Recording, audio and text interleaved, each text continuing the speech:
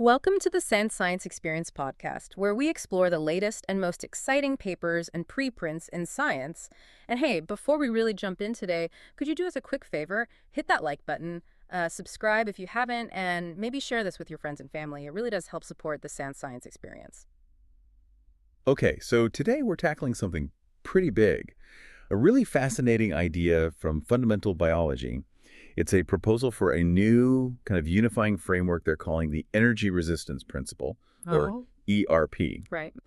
The authors are basically arguing that, modern biomedicine is missing this key quantitative piece, and they think ERP is that piece. Yeah, it's ambitious. They're aiming for something like, well, the biological version of EMC22s. Exactly. A simple but really general way to explain how energy gets managed, regulated, converted, in all living things. It's a big swing. We're essentially borrowing ideas from physics here, specifically the electrical power law, and applying it straight to, well, wet biology. To define life, health, disease, Yeah. quantitatively. Precisely. So our mission today, our deep dive, is to unpack how this core idea, energy resistance, they call it anio-uri, really defines survival. Okay, let's get into that. Energy resistance. The basic idea, as I understand it, is that you can't transform energy without some resistance.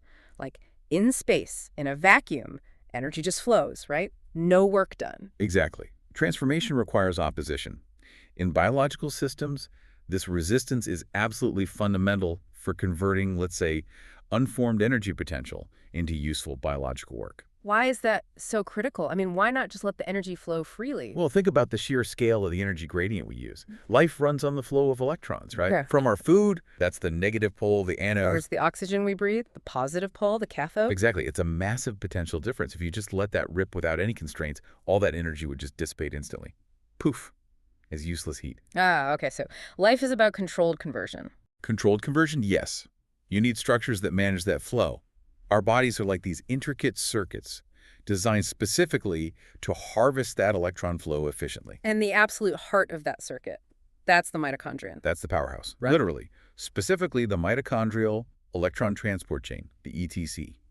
That's the ultimate resistive structure in this whole process. And it didn't just happen by accident. Not at all. It evolved to provide just the right amount of resistance. Enough resistance to the electrons flowing through, say, complex 1 towards oxygen. Forcing them to release their energy gradually. Right. And that released energy is what powers the proton pumps, complex 1, complex 3, complex 4. Okay. So that resistance directly converts the electron current into something useful, the electrochemical proton motive force. That gradient, delta mu H plus state, that's the force used to make ATP. So if the ETC had too little resistance, like it was leaky, And then the energy just dissipates. No efficient ATP synthesis. and if it had too much resistance, like it was blocked. The whole system jams up. Again, no ATP synthesis. Life fails. It needs to be just right. Which brings us to the numbers. This is where they bring in the physics, the electrical power law. Power equals resistance times current squared. PIA, I was R, C auto I to T2. How does that translate? Okay, so in their biological model, the power or work done is the total energy potential, or AP, that gets successfully converted. They propose this equation. EP equals dot ARA2A2. EP equals R times 54 squared. Exactly. Where 8RA is the energy resistance we're talking about, and 52 is the square of the flux rate. So if you rearrange that, you get the core principle. Energy resistance, AV2, is the energy potential, AP8 divided by the flux rate squared, 2A2. EPR itself, EPF2E2. Simple enough on paper. Let's break down those terms. EPS2, energy potential. What's that biologically speaking? So EPA2 is the total systemic push to do work. It's kind of analogous to voltage in an electrical circuit. Okay. Biologically, it includes the obvious things like the fuel you have available, glucose, fats, stored glycogen. But crucially, it also includes the demands placed on the system. Like exercise. Or Right. fighting off an infection. Exactly. Physical exertion, immune responses, even things like chronic stress. These all increase the system's EPA, the demand for work. Got it. And flux, $5. That seems more straightforward, the rate of electron flow. Like a electrical current, 1. Yes, precisely. $5 at how fast those electrons are moving from the food towards the oxygen. Yeah. And the maximum rate, the capacity for $5, is really set by your biological hardware, Yeah. meaning things like how many mitochondria you have, the amount of ETC enzymes, how well your blood vessels deliver oxygen and nutrients. That kind of thing sets the upper limit on $5. Okay, now the really interesting part, I think. Why $5 squared? Why not just $5? Squaring it seems dramatic. Ah, well, that's probably the most critical insight here. That quadratic term, $5, $2. Biology is almost never linear, right? Right, things tend to cascade. Exactly. Squaring the flux Mm. captures those nonlinear dynamics. Think Mm. about it. If your mitochondrial function drops just a little bit, your ability to handle energy doesn't just decrease proportionally. It gets exponentially worse. Yes. The energetic cost of just staying alive skyrockets because the system becomes way less efficient at converting that EPNE into useful work. That TPF2 term is what makes this principle powerful for modeling, say, rapid metabolic failure. Okay, wow. So that leaves the energy resistance itself. It's not just one component, it's an emergent property of the whole system. That's a great way to put it. It emerges from the interplay of EPS and 5-2. Yeah. It's the system's way of regulating the efficiency of that energy conversion, making sure EPAs becomes work, not just waste heat. So we have the formula. EPO is PF22. Now, where does life actually operate on this scale? The paper talks about a Goldilocks zone. Not too much, not too little resistance. Absolutely essential. Let's look at the extremes. They make it clear. What happens if resistance, EPO, goes towards infinity? Well, looking at the formula, that would happen if the denominator, PF2, gets close to 0. Right, if the flux capacity is choked off. Like taking cyanide. That poisons the ETC, stops electron flow. Perfect example. Cyanide blocks complex 4. 5-all plummets towards 0, and ERT just spikes infinitely high. Total blockage. Total blockage. That much resistance means energy transformation just stops. The dam is completely closed. No flow, no life. And the other extreme, what if resistance approached 0? Right RO dollar. That would mean the flux capacity, for an hour, would have to be theoretically infinite. No biophysical constraints at all. Which isn't realistic, but conceptually. Conceptually, it's like having no resistance in a circuit. The energy potential would just drain instantly, uncontrollably. Like a short circuit. Exactly. All energy consumed in a flash, but with no useful work done.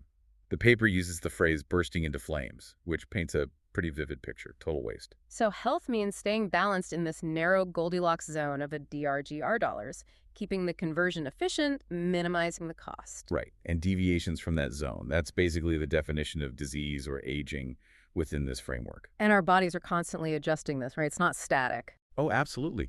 The TR day is dynamically regulated. You can think of biological circuits just like electrical ones, with resistors in series and parallel. How does that work biologically? Series resistance first. Think of the steps in the ETC itself. Complex 1, then complex 3, then complex 4. Those enzymatic steps are sequential. They're in series, so the resistances add up. A rodel is just an always plus R2 plus R3, 3, and so on. Okay, cumulative. What about parallel? That's where it gets interesting for regulation. Think about all the mitochondria in a single cell. Hundreds, sometimes thousands, all working side by side. They're operating in parallel. Ah, like parallel pathways for the current, or flux. Exactly. And what happens when you add resistors in parallel in electronics? The total resistance goes down. Precisely. So when your body undergoes mitochondrial biogenesis, making more mitochondria, it's adding more parallel channels for electron flux. This decreases the overall system's NDR door. It increases the capacity, 5-O2, which lowers resistance. So building more mitochondria is a way to lower your energy resistance. That makes sense. It's one of the primary ways the body adapts to increased energy demand to lower that ER. Which leads us right into how we can actively manage this. What kinds of things decrease that ER, pushing us towards health? Well, you look at the formula, ER equals EPF22. You either decrease the numerator, EP error, or you increase the denominator, FUP errors. Okay, decreasing APLers, the energy potential or demand. How do we do that? That's where things like calorie restriction or fasting come in. Less fuel input lowers EPR. Also, getting good quality sleep is crucial, as is stress reduction through things like meditation or mindfulness. They lower the overall physiological demand. Right, lowering the push. Yeah. And increasing the denominator, PPR2. That's about boosting the system's capacity. Exactly, building a bigger, more efficient engine. Mitochondrial biogenesis, like we just discussed, literally making more mitochondria. Which exercise helps stimulate? Absolutely. Also, angiogenesis, building more capillaries to improve oxygen and nutrient delivery. That boosts the potential for valors. And maybe even using supplements like NAD plus cofactors to help the existing machinery run at peak efficiency. Anything that increases $2 will lower the APR. Okay, that covers the good side. What about the factors that increase AD-DL, the ones that drive disease? Same logic, opposite direction. You either crank up the EPALers or you damage the PT2 capacity. Increasing EP. like metabolic syndrome. That's the classic example. Hyperglycemia, hyperlipidemia, too much sugar and fat flooding the system. That's often called glucolipotoxicity in diabetes research. Hmm. It massively increases the energy potential, the e-powers, overwhelming the system's ability to process it. What about non-fuel things? You mentioned stress earlier. How does, say, cortisol increase EP? Stress hormones, like norepinephrine and cortisol, prepare the body for fight or flight, right? They trigger the breakdown of energy stores, increase heart rate, respiration, essentially putting a high physiological demand across many tissues simultaneously. They ramp up the system's required work output, the e-poliers. Even if the capacity, 50 times, hasn't changed. Exactly. Or think about cancer uncontrolled cell proliferation is a massive localized increase in e-poliers. The cancer cells are just demanding huge amounts of energy and building blocks. Okay, and decreasing $52, that's directly impairing the energy production machinery. Right, that's mitochondrial damage or dysfunction. Poor circulation causing tissue, hypoxia, lack of oxygen is a big one. Oxygen is the final electron acceptor. Remember, no oxygen, 5-all plummets. And toxins or genetic defects. Yes. Things like certain environmental toxins or mutations in mitochondrial DNA can directly poison the oxidative phosphorylation system, what we call OXPHOS, pronounced OxPhos. If you impair key components like complex 1, the electron flow gets bottlenecked, FFT2 drops significantly, and EDAR just shoots up exponentially. And when ER dot gets too high, when the resistance increases, what are the downstream consequences inside the cell? You mentioned electrons backing up, like water behind a dam. Yeah, that backup causes what's called reductive stress. The components of the ETC become overly reduced, electrons basically backflow, and you see a rise in the ratio of NADH to NAD plus state. Think of that NADH-NAD plus ratio as a sort of electron pressure gauge. So reductive stress is the first thing that happens from high resistance. It seems to be, yes. That high electron pressure, that reductive stress, is what then leads to the problems we hear about more often, like reactive oxygen species, or ROS. When the ETC is overly reduced and under pressure, electrons are more likely to leak out prematurely and react directly with oxygen molecules. Creating superoxide and other nasty ROS. Exactly. And that leads to oxidative stress, damaging lipids, proteins, DNA. So the sequence is important. High ADR causes reductive stress, which then causes oxidative stress. That clarifies the order. Reductive leads to oxidative. Makes sense. And there's more. High resistance inevitably generates excess heat too. Think of electrical resistance. That can cause thermal damage, protein unfolding. Plus, this state of high DHORI isn't just a local problem. It acts as a systemic danger signal. How so? It triggers cellular stress pathways like the integrated stress response of the ISR, and importantly, it triggers the release of specific signaling molecules, these cytokines, into the bloodstream. The most prominent one they discuss is GDF-15. Growth differentiation factor 15. Right. The paper really highlights this one as maybe the best marker we have for high NIOR people. It seems to be, yes. And the biology of GDF-15 is fascinating because it directly links this cellular energy state to whole body physiology and even behavior. How does it do that? Well, get this. GDF-15 is produced by almost all tissues when they're under stress, when their EOR is high, yet the brain doesn't seem to make much of it. Okay. The receptor for GDF-15, called GFRAL, is found only in very specific neurons in the brainstem. So the signal comes from the body to the brain. Exactly. GDF-15 acts as this crucial body-to-brain distress signal. It's telling the brain, hey, things are overloaded down here. Energy resistance is dangerously high. And what does the brain do with that signal? It triggers behaviors aimed at reducing the energy load, at lowering EPAL-Ns. Things like nausea, loss of appetite, anorexia, wanting to withdraw socially, and that profound sense of fatigue or malaise. Wow. So feeling sick and tired when you have, say, mitochondrial dysfunction? Okay. That's partly your brain reacting to the high Atala ER signal via GDF-15, trying to force you to rest and conserve energy. That seems to be a major part of the picture, yes.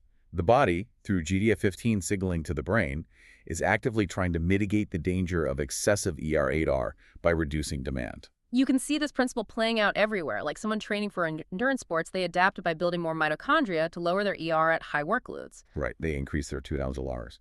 But someone with a mitochondrial disease might instinctively avoid exertion because even moderate activity spikes their ER dangerously high. They try to manage it by keeping their EPO low. Exactly. Both are operating under the constraints imposed by this energy resistance principle. It explains why just looking at mitochondrial numbers or just looking at energy intake expenditure isn't enough. It's the relationship between the demand, EP, and the capacity, F2. That's what ER quantifies. Precisely. It's that dynamic ratio that dictates health or disease. Focusing on just one side of the equation misses the point. This really reframes how we could think about certain conditions. If high ERER is fundamentally a state of cellular distress, could experiences like chronic pain have an energetic component? It's provocative, isn't it? Think about the intense pain of a heart attack that's muscle tissue severely hypoxic, Yeah. TGR spiking dramatically, or even just muscle burn during intense exercise, localized hypoxia, high resistance. Could the sensation of pain, in part, be the nervous system registering this profound energetic crisis? And maybe even extending to mental health.